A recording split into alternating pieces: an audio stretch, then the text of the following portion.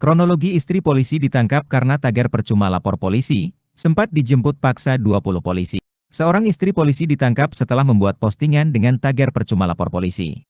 Ia diduga telah melakukan pencemaran nama baik dan menebarkan ujaran kebencian melalui media sosial. Adapun dugaan pencemaran nama baik yang dilakukan Ernawati yakni menyudutkan polisi melalui konten yang dibuat di TikTok akibat kematian sang kakak, Kaharudin Daeng Sibali. Sebagai informasi, Ernawati meyakini bahwa tewasnya sang kakak bukan karena ditembak polisi lantaran akan kabur.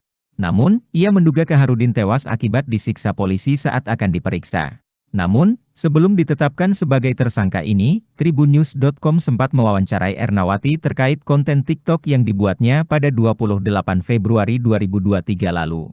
Pada saat itu, Ernawati mengakui telah dilaporkan oleh 3 anggota polisi atas pencemaran nama baik. Ketiga polisi ini disebutnya sebagai sosok yang diduga menyiksa hingga menyebabkan kakaknya tewas pada 24 Juli 2019 lalu.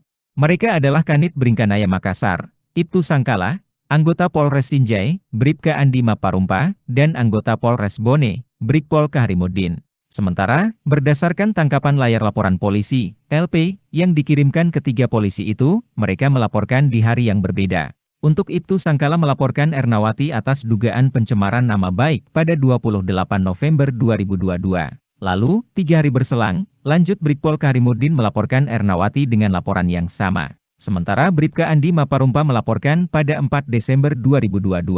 Didatangi 20 polisi, Ernawati kabur ke rumah keluarga. Usai dilaporkan tersebut, Ernawati menyebut kediamannya didatangi oleh 20 anggota polisi dari Dirreskrim Suspolda Sulsel pada 28 Februari 2023 sekira pukul 16 WITA. Pada saat itu, Ernawati mengungkapkan puluhan polisi itu ingin menjemput paksa dirinya buntut pelaporan 3 anggota polisi atas dugaan pencemaran baik.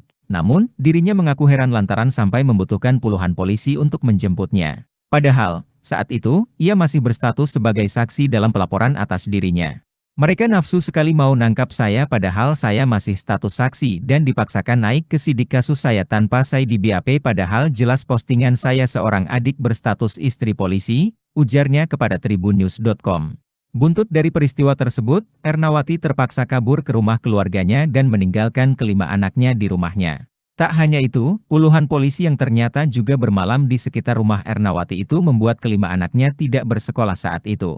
Saya yang bersembunyi. Anak saya tidak dapat bersekolah karena ketakutan. Semua rumah dijaga ketat polisi, cerita Ernawati. Lalu, berdasarkan foto yang dikirimkan kepada Tribunnews.com, tampak polisi berpenampilan preman tengah duduk di depan rumah Ernawati. Selain itu, Ernawati juga mengirimkan video yang direkam anaknya dan memperlihatkan seorang polisi bahkan berjaga-jaga di sepanjang gang depan rumahnya. Ernawati mengatakan dirinya menjalani pemeriksaan sebagai saksi dalam kasus ini pada Senin, 6 Maret 2023, tetapi justru sudah dijemput pada 28 Februari 2023.